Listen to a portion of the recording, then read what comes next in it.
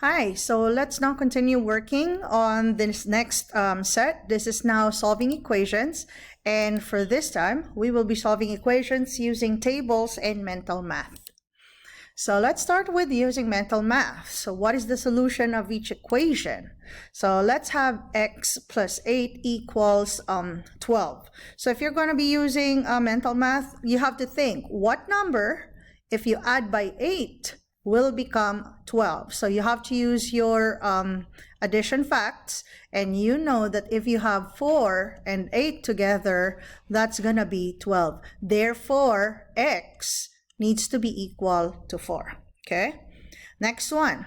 A divided by 8 is equal to 9. So you gotta think, what number, if you divide by 8, the answer would be 9. So you have to use your multiplication facts, and that would be 72. You divide it by 8, the answer is 9. So from here, we know that the variable a is actually equal to 72. So that's how you will be using your mental math. So that's why it is important that you have your addition, subtraction, multiplication, and division facts memorized, the basic ones, all right?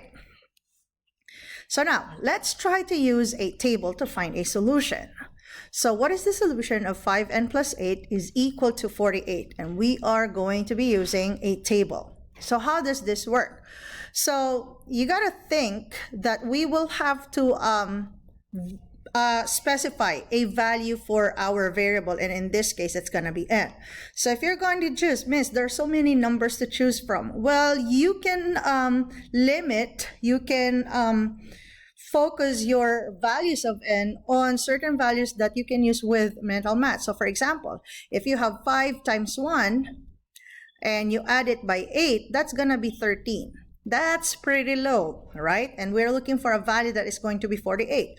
Now, if you go for the easy one, let's say we have 5 times 10, that's 50 plus 8, that's going to be 58. That is too high. So we know that we have to choose between the numbers 1 and 10, all right? So one good way that we can choose would be, I would say, we can start with number 5. Okay, so let's say our value of n is 5. Let's have 6, 7, 8, and 9. All right, so what we do is we replace the value of n by each of these numbers. So it will be 5 times 5 plus 8. This is 5 times 6 plus 8. 5 times 7 plus 8. 5 times 8 plus 8. 5 times 9 plus 8. So now we evaluate this value. So this will be 25 plus 8. That's 33. That's not what we're looking for. This is 5 times 6, 30 plus 8. That's 38. 5 times 7 is 35 plus 8. That's going to be 43. 5 times 8 is 40 plus 8. We have 48. And 5 times 9 is 45 plus 8. So that will be 53. So for us to be able to know which is the value of our variable, as you can see, we have the value which is equal to 48. Therefore, the value of our n is 8. All right. So that's how you can use a table to find a solution. So we have another example here. So what will be the value of 25 minus 3p is equal to 55. So try this one on your own and figure out what will be the effective value of p. Go ahead, work it out. So if you have done your own table, this is how it would look like. As you can see, you have 25 minus 3p. So our answer should be positive. So the only way that we can get a positive sum here is if our p is a negative value. And so we have to think of making negative 3 be a multiple. Okay, so we have to multiply negative 3 to a value of p that is also negative, so we can get positive answers in here. And as you can see, 55 could be achieved if our variable p is a negative 10. All right. So let's proceed to the next example. So still using a table, but this time we will just be doing an estimate, okay? So pretty much the same scenario. We will be estimating this time the solution for negative 9x minus 5 is equal to 28. All right. So let's try to think. Okay. So let's say we have, oops, I'm sorry, I'm losing my pen here. Let's get our values here. So let's say we start with our values. So again, we will be having a positive answer here.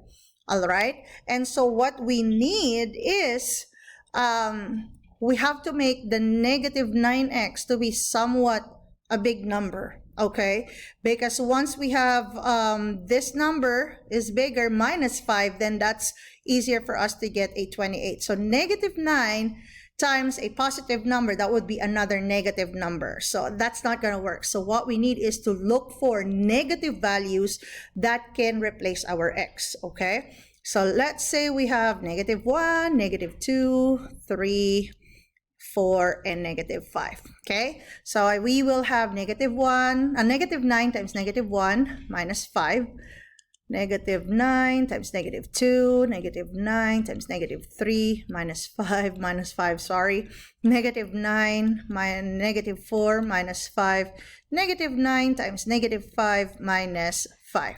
Okay, so negative times negative, that's going to be positive 9 minus 5. That's going to be a positive 4. Negative 9, negative 2 is positive 18 minus 5. That's going to be 13. Negative 9 and negative 3 is 27 minus 5. That's going to be 22. Negative 9 and negative 4, that will be positive 36 minus 5. That will be 31. Negative 9 and negative 5, that will be 45 minus 5, that's going to be 40. Now, if we're going to take a look, we have to find the value of x that can give us a value of exactly 28. And as you can see, 28 is nowhere to be found on this last column. So by estimation, we know that the value of x will be somewhere between our two values here. 28 is somewhere between 22 and 31, which means the x, the variable x, will be somewhere between negative 3 and negative 4. Okay, so I would say we will go with negative 4. So it's around approximately negative 4. Negative 28, 28 is way closer to 31 than to 22. So we can say that our estimate would be negative 4. All right. So here's another example. You can try out the same scenario wherein you have to use the table to estimate the value. Let's find the value of x that could make this equation true. 3x plus 3 equals negative 22. So just estimate. All right, go ahead, try it out.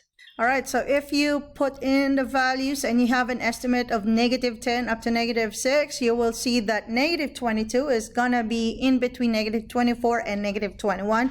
Negative 22 much closer to negative 21, and so our variable could be estimated to be equal to negative 21. So our summary, you can always use an equation to represent the relationship between two quantities that have the same value. Thank you.